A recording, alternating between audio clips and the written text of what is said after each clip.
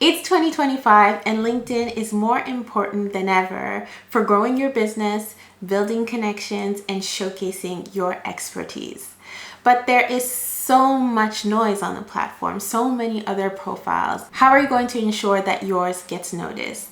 Well, that's what we're talking about in this video. I'm sharing with you strategies that will enable you to stand out from the competition and get noticed for your expertise in order for you to drive business. And we're going beyond the basics, so stick around as I'm sharing with you the full scoop. The first one is the featured section on LinkedIn. Let's look at the featured section. This is one of the most underused areas of your LinkedIn profile, but as a business owner in 2025, it's where you can directly link your services or offerings. So as you can see from my own page, I have here one of the quizzes that we offer, the Introvert at Work quiz that helps people uncover their strengths, and then people can find out about our programs, personal branding sessions, as well as Win at Work. So the thing about the featured section is that it allows people to directly click on this link and go to that page. In order for this to happen that way, there is an adjustment you need to make to your featured section. So let me go back where I was. If you can see here in the featured section, if I click the little pencil right here, when I go to edit this information on my featured section, here's the title of the program or what I want to tell them about it. If I add a description, I'm just putting anything for now just to add some words there, and we click save, what will happen is that when I go back in the featured section, when they click on this, it will open another tab with the description of the program before they now have to click view, and then it'll take them to that page. So ultimately, you don't want people to have to do 2 clicks to be able to get access to your page. So what you want to make sure is that there is no text available in the description box. So take away any description that you have there and click save. And then we are going to go back to your profile, and basically once you click there now, it will direct them to that page that you want them to see. So those are some of the things to keep in mind when you are creating your featured section.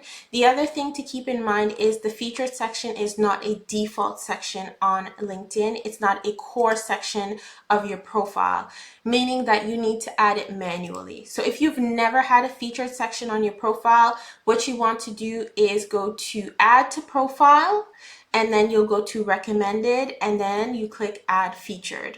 And when you choose that option, that's how you'll be able to have a featured section on your LinkedIn profile. So whether it's to book a consultation or for people to sign up for your newsletter, using the featured section is a great way for people to have a direct link and a direct access to your resources. And this is a way for you to build your email list, but also to engage with people beyond the time you have with them on LinkedIn. So number 2 is create an engaging LinkedIn headline. So for your headline, most people will just put in their headline their job title and the company, right? The thing is, unless you're like a CEO at Nike or some big company, that doesn't work for the rest of us. We need to add keywords in our headlines that will help us improve our discoverability. And we also need to demonstrate how we provide value. So to create a more engaging and value-driven headline, you want to mention what exactly it is that you do and who do you help. So for example, you can see in my headline right here, it says I help quiet leaders, founders, and their teams build strong personal brands while staying true to themselves.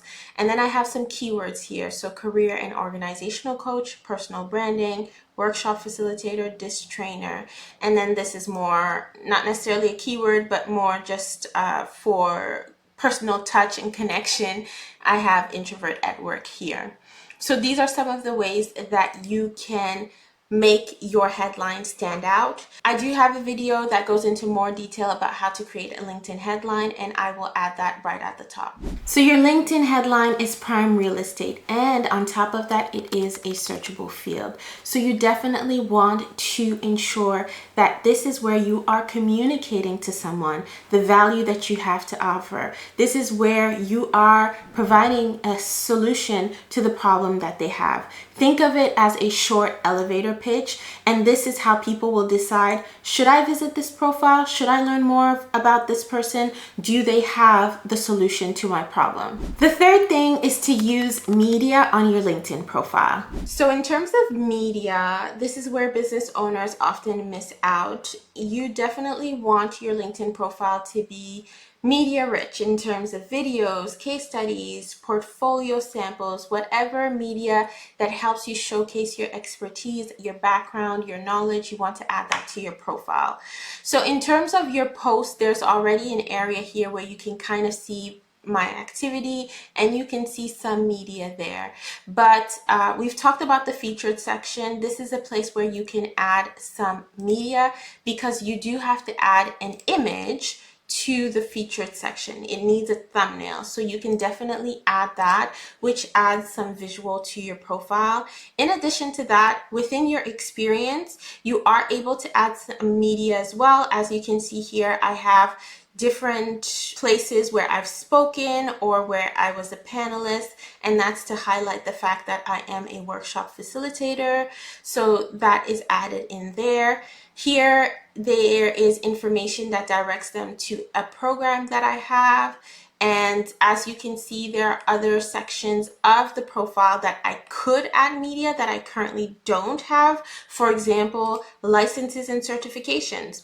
If I wanted to add a specific license or credential, I could add the media to that to be able to showcase that credential. If you're looking for one-on-one support to be able to help you to optimize your LinkedIn profile and create a strategy to help you gain greater visibility for your business in 2025, then take a look at the link in our description. I provide more information on our one-on-one personal branding VIP sessions where we're working together to help you reach your personal branding goals. Number 4 is the LinkedIn service page. Now we're talking about the service page on your LinkedIn profile.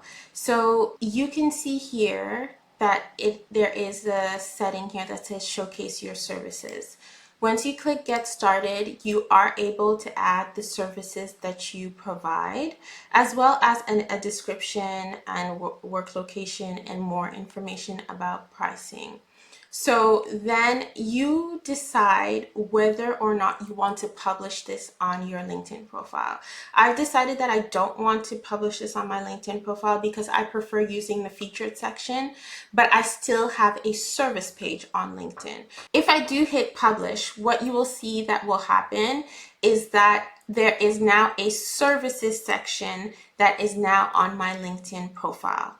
And this showcases the various services that I have to offer that are available on my service page. So let's say I click show all services.